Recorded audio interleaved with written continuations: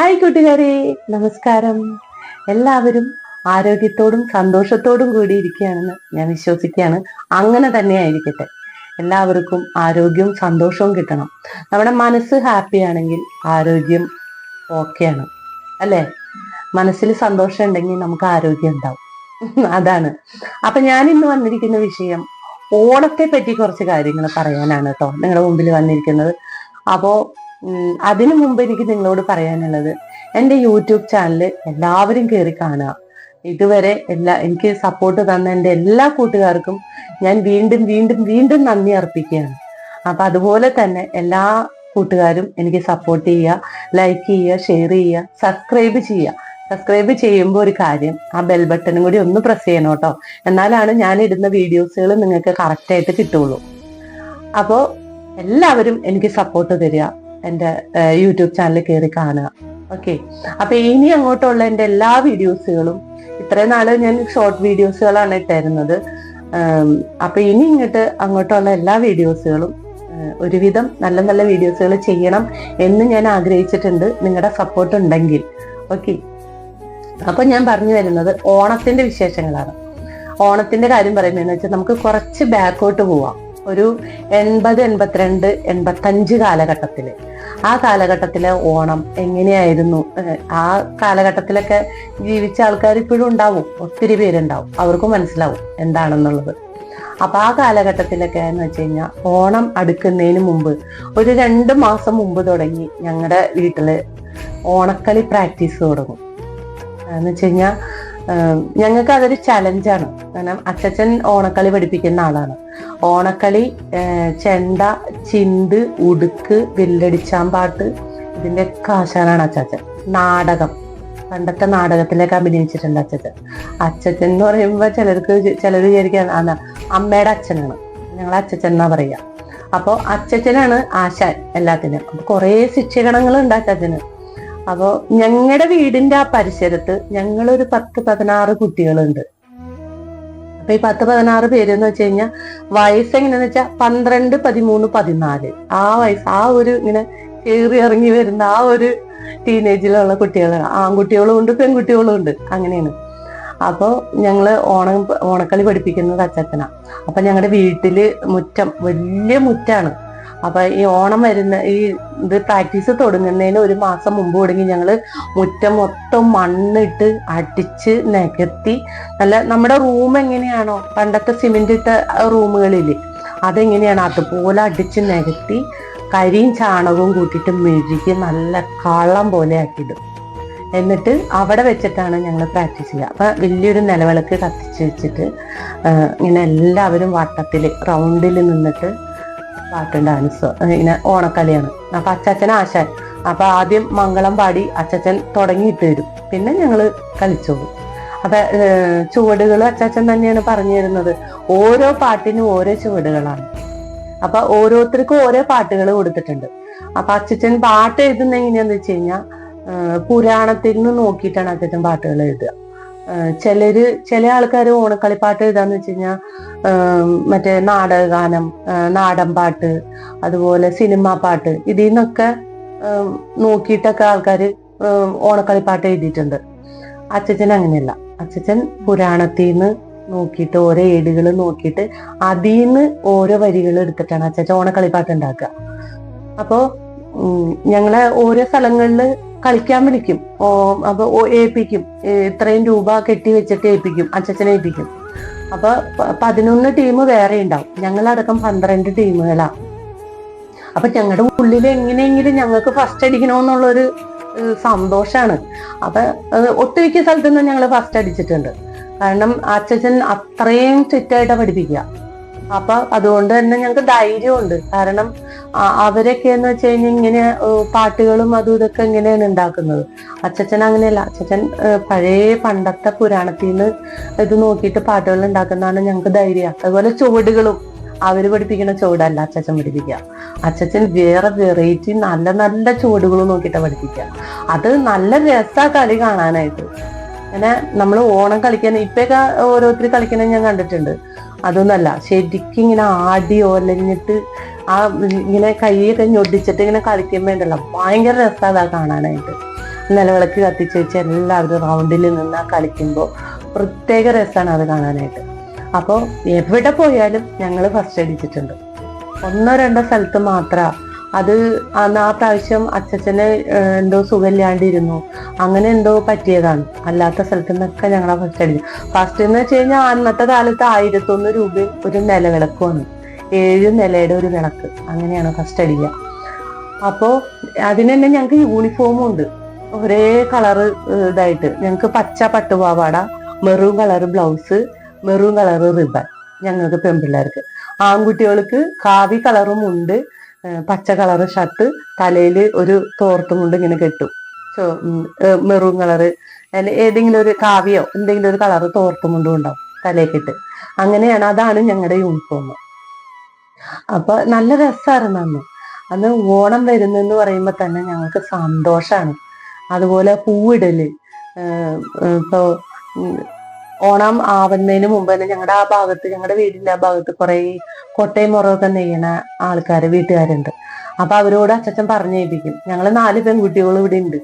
അപ്പൊ അവർക്കുള്ള കൊട്ട, പൂ പറിക്കാൻ പോകാനായിട്ടാണ് കൊട്ട, അളിക്കൊട്ട നെയ്ത് കൊടുക്കണോടോ. അപ്പൊ ഞങ്ങളത് മേടിച്ചിട്ട് രാവിലെ തന്നെ ചിലപ്പോ സ്കൂളിൽ പോണതിന് മുമ്പ് വെളുപ്പിന് പോകും. എവിടേക്കാ, പാടത്തേക്കും പറമ്പിലേക്കൊക്കെ പോയി ഈ പാടത്തൊക്കെ ഇങ്ങനെ കാക്കപ്പൂവ് ഉണ്ടാവും, നീല കളറ് വെള്ള കളറൊക്കെ കാക്കപ്പൂവ്, അത് പറിക്കും. പിന്നെ അപ്പപ്പൂവ് എന്ന് പറഞ്ഞൊരു സൈസ് പൂവുണ്ട്, നീല, ഇങ്ങനെ ഉണ്ടച്ച് നിൽക്കും. അതൊക്കെ പറിച്ച് ഞങ്ങൾ വെള്ളം തളിച്ച് വെക്കും. പിന്നെ സ്കൂളിൽ പോകും. സ്കൂളിൽ പോയിട്ട് വന്ന് ബാഗ് വേഗം അകത്തേക്ക് ഇട്ട് വേഗം എന്തെങ്കിലും ഉണ്ടെങ്കിൽ വല്ല കപ്പ എന്തെങ്കിലുമൊക്കെ പുഴുങ്ങി വെച്ചിട്ടുണ്ട് അതൊക്കെ എടുത്ത് തിന്ന് വേഗം ഡ്രസ്സ് മാറി ഓടും. വീണ്ടും പോവും കൊട്ടയും കൊണ്ട് പാടത്തേക്ക്. കാരണം പിറ്റേ ദിവസം പൂവിടണം. അപ്പൊ കൊട്ട നിറച്ച് പൂവ് വേണം ഞങ്ങൾക്ക്. അത്രയും ഭംഗിയില്ല. അച്ഛൻ തറ കെട്ടിത്തരും. ഫസ്റ്റ് തന്നെ കളം വരച്ച് തറ കെട്ടിത്തരും. അതും അച്ഛൻ തന്നെ ചെയ്യുന്ന. തറ കെട്ടുകയെന്ന് പറഞ്ഞു കഴിഞ്ഞാൽ ചിലപ്പോൾ 7 നിലയുടെ തറയായിരിക്കും. അപ്പൊ ഈ 7 നിലയിലും പൂവിടണം. ചിലപ്പോൾ 5 നില, ചിലപ്പോൾ 3 നില, അല്ലെങ്കിൽ ചിലപ്പോൾ ഗരുഡനെ വരയ്ക്കും, അല്ലെങ്കിൽ ചിലപ്പോൾ ഇങ്ങനെ നക്ഷത്രം പോലെ തറ കെട്ടിത്തരും. അങ്ങനെയൊക്കെ. അപ്പൊ ഈ തറയിൽ ഫുള്ളായിട്ട് കൊള്ളാനുള്ള പൂ വേണ്ടേ. അപ്പൊ അതിന് ഞങ്ങൾ ഈ ഓട്ടം.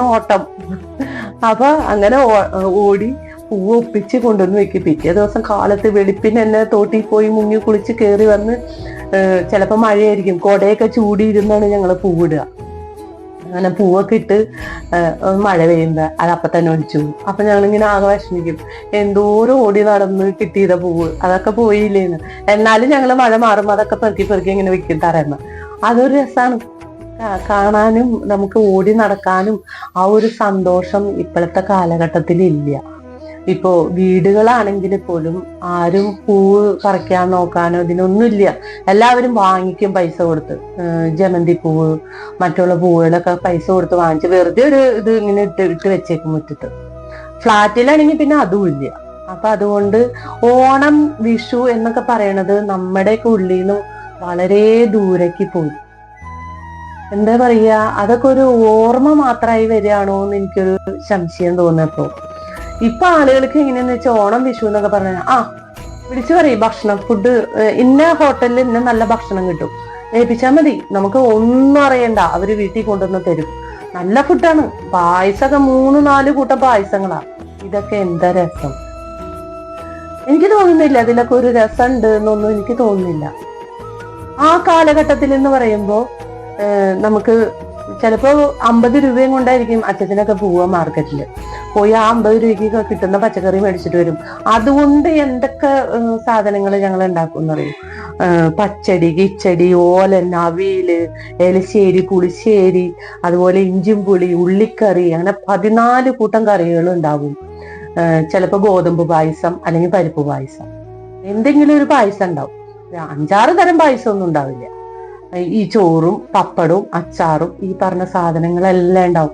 ചിലപ്പോ ഏത്തക്കായ ഒരു കൊല മേടിച്ചു കൊണ്ടുവന്ന് അത് കുറച്ച് ചിപ്സ് വറക്കും, കുറച്ച് നുറുക്ക് ഉപ്പേരി അതുണ്ടാക്കും, കുറച്ച് ശർക്കര വരട്ടി ഉണ്ടാക്കും.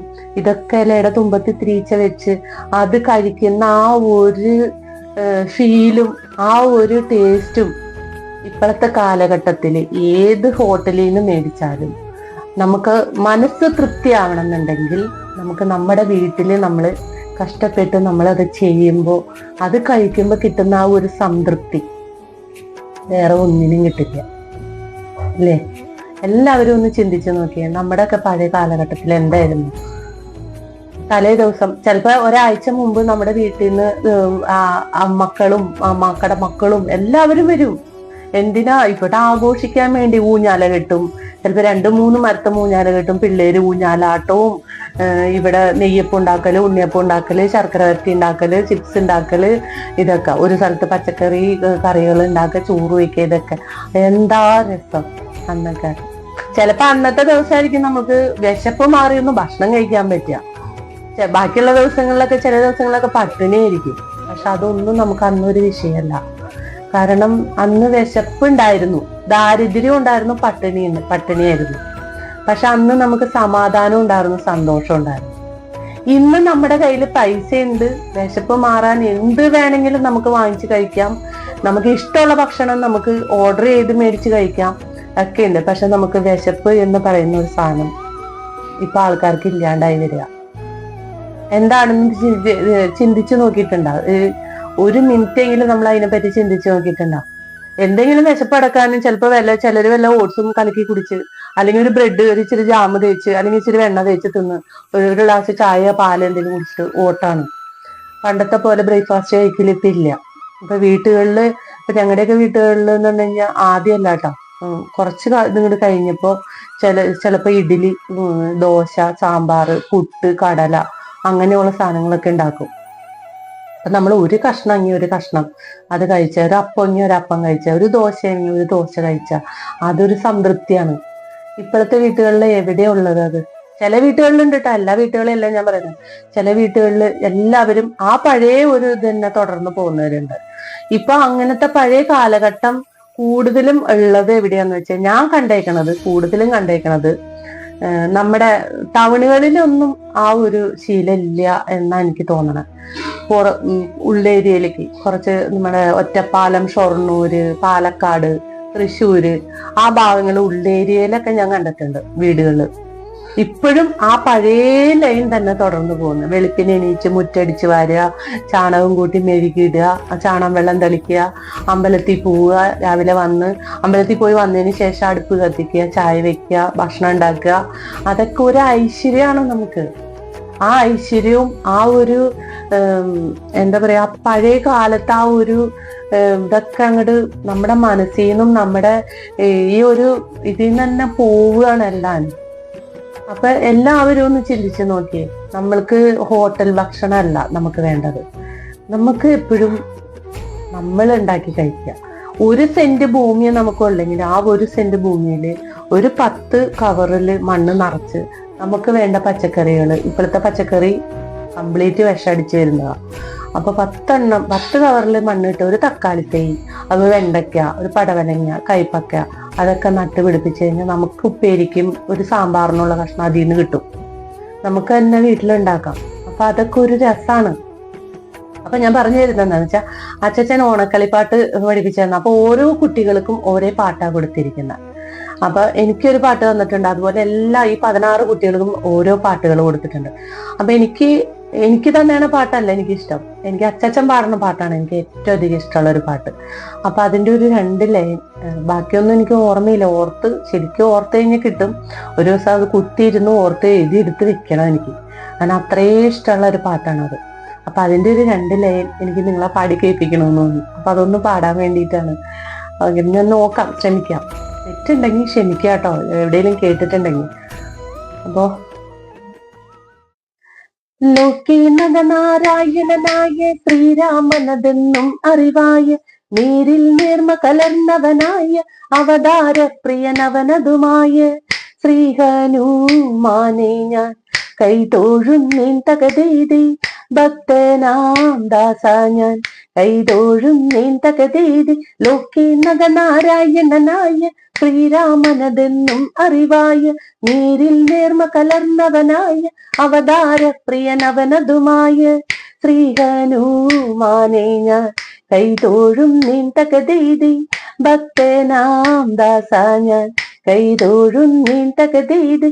പണ്ടു ബൃഹസ്പതി ചാരത്തുനിന്ന് കുന്തികാസനമെന്നറിയിച്ച് ദാസിയെ വിവരമറിച്ചിട്ടെന്ന് അക്കാലം ഒരു നാളിലകന്ന് ശ്രീ ഹനുമാനെ ഞാൻ കൈതോഴും നീൻ തകതീതി ഭക്തനാം ദാസ ഞാൻ കൈതോഴും നീൻ തകതീതി ലോകീനക നാരായണനായ ശ്രീരാമനതെന്നും അറിവായ നേരിൽ നേർമ കലർന്നവനായ അവതാര പ്രിയനവനതുമായ ശ്രീ ഹനുമാനെ ഞാൻ കൈതോഴും നീൻ തകതീതി ഭക്തനാം ദാസ ഞാൻ കൈതോഴും നീൻ തകതീതി.